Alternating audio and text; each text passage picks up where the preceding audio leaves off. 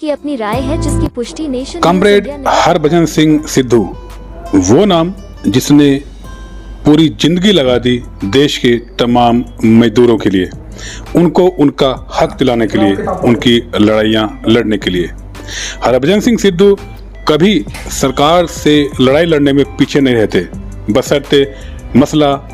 मजदूरों का हो। मजदूरों के लिए जान छिड़क देते हैं हरभजन सिंह सिद्धू। जी हाँ, हरभजन सिंह सिद्धू अभी तक न जाने कितनी लड़ाइयाँ लड़ चुके हैं और हिंद मजदूर सभा के राष्ट्रीय महामंत्री भी हैं और देश की तमाम बहुत सारे संगठन ऐसे हैं जो हरभजन सिंह सिद्धू को अपने साथ रखते हैं,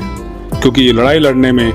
मुद्दे उठाने में कभी भी पीछे नहीं हटते। हरभजन सिंह सिद्धू लगातार मजदूर की आवाज़ को सरकार के सामने, अधिकारियों के सामने बुलंद किए रहते हैं ताकि उनको उनका हक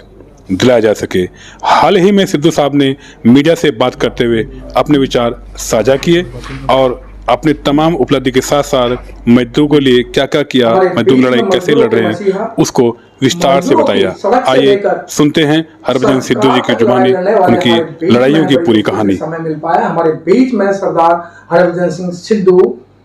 हिंद मजदूर सभा के राष्ट्रीय महामंत्री हैं। सब आए दिन मजदूरों की समस्या दिन पर दिन बढ़ती जा रही है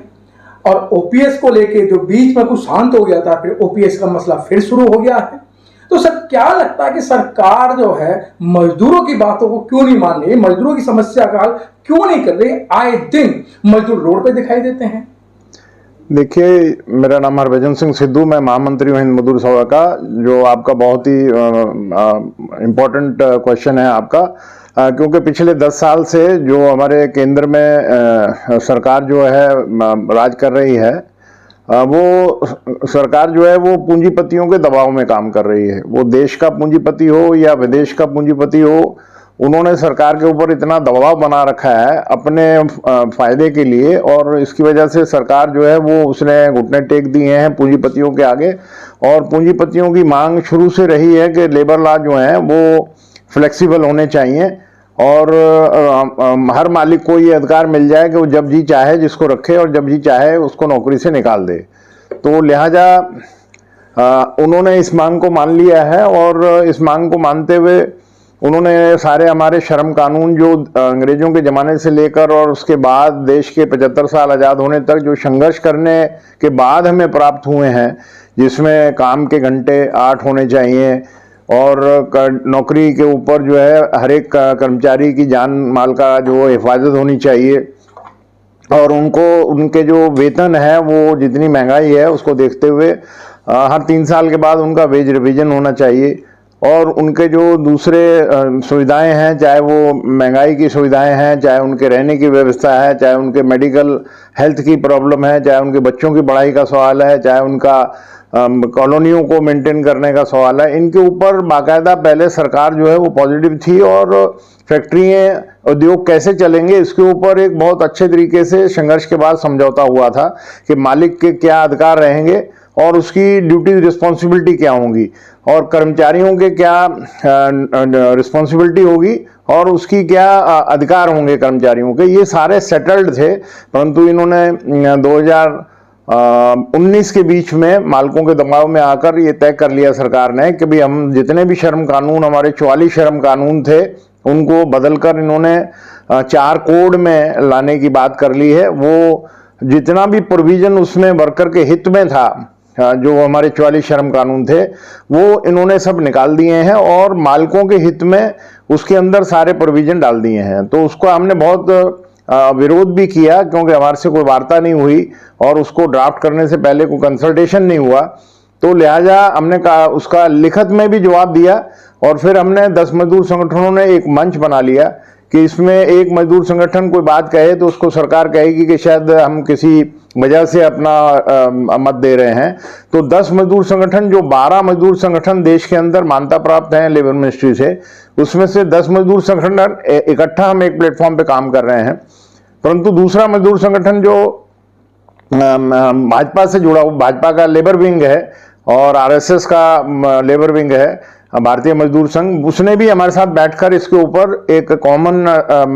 मंथन किया और हमने ज्वाइंट 12 मजदूर संगठनों का एक रिप्लाई दिया। परंतु सरकार इतना प्रेशर में है पूंजीपतियों के, हमारी कोई भी बात मानने से उन्होंने इनकार कर दिया और चारों कोड को पार्लियामेंट से अप्रूव करा दिया। उसके रूल बनाने के लिए अधिकारियों को पार्लियामेंट से अथॉरिटी दिलवा दी कि अधिकारी जब जी चाहेंगे, सरकार जब जी चाहेगी उसके अंदर फेरबदल कर लेगी और उसका रूल भी बना लेगी। वो भी इन्होंने बना लिए हैं, परंतु अभी उसको लागू करने के लिए विचार बना रही है। जैसे ही श्रम कोड वो कोड लागू होंगे, वो लागू होने के अंदर नौकरियां 12 घंटे होंगी 8 घंटे की जगह पर, उनको ओवर टाइम नहीं मिलेगा, उनकी जान माल की रक्षा के लिए ऑक्यूपेशनल हेल्थ एंड सेफ्टी का ख्याल नहीं रखा जाएगा और उनकी नौकरी जो है वो सिक्योरिटी कुछ नहीं होगी, पक्की नौकरी नहीं होगी और उनका जो हेल्थ का ट्रीटमेंट है, उनके परिवारों का जो ट्रीटमेंट है, उसके बारे में मालिक कोई जिम्मेवार नहीं होगा। तो इसके ऊपर जो मजदूर हैं उनके बच्चों की पढ़ाई कैसे होगी, इसके ऊपर सरकार और मालिक कुछ कंट्रीब्यूट नहीं करेगा तो देश के अंदर मजदूरों के बच्चे तो फिर पढ़ ही नहीं पाएंगे और देश के मजदूरों की हालत अगर सेहत देखा जाएगा तो वो काम में 12-12 घंटे उलझ जाएंगे। और इसको कई सरकारों ने देश में लागू भी कर दिया है। अभी उत्तर प्रदेश की सरकार ने 12 घंटे नौकरी कर दी है इनफॉर्मल सेक्टर में और जितने भी IT स्टाफ है उसको भी लेबर लॉ के परव्यू से बाहर निकाल दिया है। इसी तरीके से कांग्रेस की भी 2 स्टेटों में जहां कांग्रेस आई है, कर्नाटका में आई है, तेलंगाना में आई है, उन्होंने भी इसके अंदर 12 घंटे नौकरी कर दी है और IT स्टाफ को उसमें से निकाल दिया है। झारखंड की सरकार जो है वो इनफॉर्मल सेक्टर में सोशल सिक्योरिटी देने के नाम से सोशल कोड को लागू करने की बात कर रही है। तो लिहाजा हमने बहुत ही परस्यू किया, सरकार को समझाने की कोशिश की कि भाई आप इस तरीके की जाति ना करें, क्योंकि सरकार जो है वो देश के मजदूरों का कस्टोडियन है, वही उसके शर्म की रक्षा भी करता है और उनके अधिकारों की रक्षा भी करता है। तो लिहाजा जो हमारे इतने संघर्ष करने के बाद हमारे जो एक आपस में म्यूचुअल अंडरस्टैंडिंग से जो लेबर लॉज बने हैं उनको मत आप स्क्रैप करिए, परंतु सरकार इसके बारे में सुनने के लिए तैयार नहीं। फिर हमने इनको हड़ताल के नोटिस भी दिए और देश के अंदर तकरीबन 6 बड़ी हड़तालें राष्ट्रीय लेवल पर हो गई। एक हड़ताल तो हमने 2 दिन की जिसमें 25 करोड़ वर्कर ने इसमें हिस्सा लिया, परंतु सरकार जो है इस तरफ बिल्कुल भी सीरियस नहीं है और मालिकों के आगे बिल्कुल घुटने टेके हुए हैं। और जो बड़ी बड़ी पूंजीपति हैं, सरकार चाहते हैं कि हमारे देश के अंदर बिना पूंजी के देश का निर्माण नहीं होगा। वो चाहते हैं कि देश को अगर हमने डेवलप करना है तो हमारे को सिर्फ पूंजी चाहिए और विदेशी पूंजी हमारे देश में आएगी तो हमारे देश का जो है वो डेवलपमेंट हो जाएगा। ये बिना शर्म के कोई भी देश तरक्की नहीं कर सकता है। अकेली पूंजी जो है वो किसी देश को तरक्की नहीं दिला सकती है। पूंजी और शर्म मिलकर ही देश को तरक्की दिला सकते हैं और दोनों का अपना अपना जो रिगार्ड है, जो उनके अधिकार हैं, वो उनको मेंटेन करना, उसका रक्षा करनी सरकार की रिस्पॉन्सिबिलिटी है। परंतु वन साइडेड गवर्नमेंट पूंजीपतियों के फेवर में, एम्प्लॉयर के फेवर में सारे काम कर रही है। तो लिहाजा हमने फिर दोबारा अभी 14 तारीख को देश के 10 बड़े मजदूर संगठन एक मंच पर मिले थे, उसमें इसके ऊपर सारी चर्चा की है और उस चर्चा के ऊपर सबने सहमति जताई है कि भी हमारे को किसानों के साथ भी मिलकर हमारे को काम करना चाहिए, क्योंकि किसान भी देश के अंदर जो 550 के करीब यूनियन है देश की, वो भी पिछले कई सालों से लगातार उनके ऊपर भी जो हमले हैं सरकार की नीतियों के, वो लड़ रहे हैं। उनका जो 3 बिल पास किए थे वो तो इन्होंने एक साल से ज़्यादा जब धरना रखा बॉर्डर पर, दिल्ली बॉर्डर पर, तो प्रधानमंत्री ने उनको वापस ले लिया, परंतु उनसे जो वायदे किए थे वो अभी तक लागू नहीं किए हैं। तो लिहाजा हमने दोनों संगठनों ने मिलकर ये फैसला लिया है कि आने वाले समय में सिर्फ मजदूर ही नहीं लड़ेंगे, देश का किसान भी लड़ेगा, देश का स्टूडेंट भी लड़ेगा, देश के जितने और बुद्धिजीवी हैं वो भी इस लड़ाई में शामिल होंगे। तो लिहाजा हमने अभी 26 अक्टूबर को जिस दिन धरने पर किसान बैठे थे उसको ये पूरे देश के अंदर गांव-गांव में और डिस्ट्रिक्ट लेवल पर और स्टेट लेवल पर उसको मोबिलाइजेशन करने के लिए ज्वाइंटली धरने और प्रदर्शन करेंगे। तो लिहाजा अगर सरकार नहीं सुनेगी तो आने वाले समय में एक बहुत बड़ी लड़ाई का आगाज हम करने वाले हैं और मैं समझता हूं कि सरकार को इसके ऊपर गौर करना चाहिए। सिर्फ पूंजी के ऊपर इतना ज्यादा ध्यान नहीं देना चाहिए, पूंजी पे भी ध्यान दें, उसकी जो अधिकार है पूंजी को अधिकार दिए जाएं, परंतु जो श्रम के अधिकार हैं उनको ना खौंसा जाए, उनके ऊपर अत्याचार ना हो, उनके ऊपर ड्यूटीज आवर जो हैं वो 12 घंटे ना हो, और उनके हेल्थ का ध्यान रखा जाए। ऑक्यूपेशनल हेल्थ एंड सेफ्टी को इंश्योर करने के लिए लेबर मिनिस्ट्री के जो इंस्पेक्शन कन्वेंशन 81 का है कि हर इंस्पेक्टर को हर एक फैक्ट्री को विजिट करना चाहिए, वहां पर ये इंश्योर करने के लिए कि लेबर लॉज का मालिक जो है वो उसका पालन कर रहा है कि नहीं कर रहा है। परंतु इन्होंने लेबर इंस्पेक्टर का डेजिग्नेशन चेंज कर दिया, उसका फैसिलिटेटर कम इंस्पेक्टर कर दिया, और एक आदेश पारित कर दिया कि कोई भी इंस्पेक्टर किसी भी फैक्ट्री में अपनी मर्जी से इंस्पेक्शन नहीं कर सकता, उनकी ड्यूटी लिस्ट ही चेंज कर दी है। तो लिहाजा free hand to all employer दे दिया है कि वो 12 घंटे काम लें, किसी की हेल्थ का ख्याल रखेंगे ना रखें, मशीनों को ठीक रखें ना रखें, वर्किंग एनवायरनमेंट बनाएं या ना बनाएं, उनको वेतन मिनिमम वेज दें या ना दें, ये सारी चीज़ों का वायलेशन खुले तौर पर दिल्ली राज्य में भी हो रहा है, देश के दूसरे राज्यों में भी हो रहा है, जिसकी वजह से जो जिस परिस्थिति में काम कर रहा है वर्कर, वहां पर उनकी जानमाल की रक्षा का इंश्योर नहीं करता है मालिक, पैसा खर्च नहीं करता, तो लिहाजा वहां पर आग लग रही है, और आग लगने में बाहर से ताला लगा के रखते हैं दिल्ली शहर के अंदर, और वर्कर अंदर जल के भुन जाता है, और उसके बाद उनके पहचान में नहीं आता कि किसका ये वर्कर का किसका शव है, किसके ये अस्थियां हैं, उसके लिए डीएनए टेस्ट कराने की जरूरत पड़ती है। दिल्ली में जो 3-4 बड़े आग लगी हैं जिसमें 60-60 आदमी मर गए हैं, परंतु अभी तक उनको किसी को मुआवजा नहीं दिया गया है, कोई उनके बच्चों को आश्रितों को नौकरी नहीं दी गई है, और लिहाजा ये कहा जा रहा है कि वो तो ठेकेदार के वर्कर थे 2-2, 4-4, उनका कोई भी घर का फैमिली मेंबर हमारे को अप्रोच ही नहीं कर रहा है। तो ऐसी लापरवाही सरकार अगर करेगी कि देश के मजदूरों को जान माल का जो उनकी रक्षा नहीं करेगी काम के ऊपर, मालिक उनके साथ ऐसा काम कराएगा जो रूल में नहीं है, और उसके बाद शॉर्ट सर्किट में आग लग जाएगी, भागने के लिए बाहर रास्ता नहीं मिलेगा, बाहर ताला लगा होता है, धुएं की वजह से उनका सांस बंद हो जाता है और उसमें चोक होकर मर जाते हैं, जल जाते हैं। तो लिहाजा हमने सबने इसके ऊपर एक बहुत बड़ी लड़ाई करने का फैसला किया है, और आने वाले समय में उसका हम ऐलान करेंगे। सर, शुरू से ये देखा गया है कि आप जैसे बुद्धिजीवी लोग जनता को समझाने की कोशिश करते हैं, मजदूरों को समझाने की कोशिश करते हैं, तो सर एक तरफ देखा जाता है कि जो वर्तमान सरकार है वो दलित विरोधी, महिला विरोधी, मजदूर विरोधी, तो सर ये सरकार चाहती क्या है?